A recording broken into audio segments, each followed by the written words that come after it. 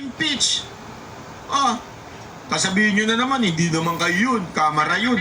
Hindi kayo, pero yung anak na muno. Eh, di ikaw na. Budulan, binubudol nyo kami. Wow, di ikaw na. Wag kami. Ikaw lang yun. Huwag mo kami isama. Walang kinalaman si Marcos. Gano'ng katanga si Marcos? Yung anak niya, may ginagawang hindi niya alam. O, eh, di ikaw na. Ikaw nang perfect. Nyo, hindi, sino ba namumulitik? Sino namumulitik ka? Sino nagdala kay Pangulong Duterte sa dahig? Sasabihin nyo na naman, hindi utos ni Marcos. Eh, yung mismong sekretary niya, nadulas na. Kung hindi pa nagkaroon ng hearing at nagkawindang-windang, sinabi na nga nung sekretary niya, pinagplanuhan. Eh, di lahat na sinasabi mo, totoo na. Sige lang, magkwento ka, nakikinig lang ako.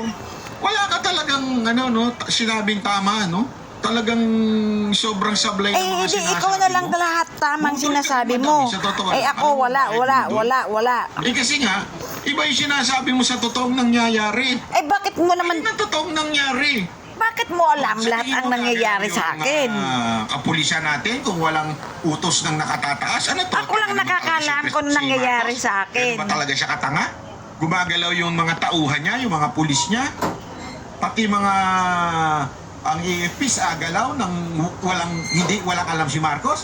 Papapasukin yan sa loob ng Villamor Air Base na hawak ng Air Force, tapos walang alam si Marcos. Ano to, tanga? Ano yun? Lahat na lang nalalaman niya.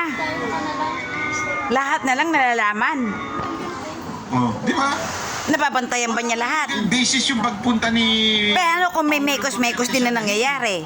O talaga, Una-una, Ah, bakit? sa korte natin. Pangalawa, bakit? jurisdiction ng ICC Diba? sa atin. Lahat ba na Legal basis ni yun. Bongbong Marcos nababantayan niya? Sige nga. Sa Interpol. Dali lang, Banat Bay. Antayin mo ko. Ako naman, antayin mo naman ako magsalita. Ayaw mo naman akong pasalitain eh. Ito si Marcos. Palisalitain mo din ako. Gago! Ano ba yan? Romualdez, di ba? Ayaw mo akong pasalitain eh. Once and for Para ka naman bakla eh. Ako naman. Wait lang. Wait lang ako naman. Sabing wait lang eh. Ako naman eh. Ha? Sige, magsalita ka lang mag-isa. Aalis na ako. Dadahilan ninyo? Hindi mo muna ako bigyan ng pagkakataon magsalita. Sige na, babay na lang.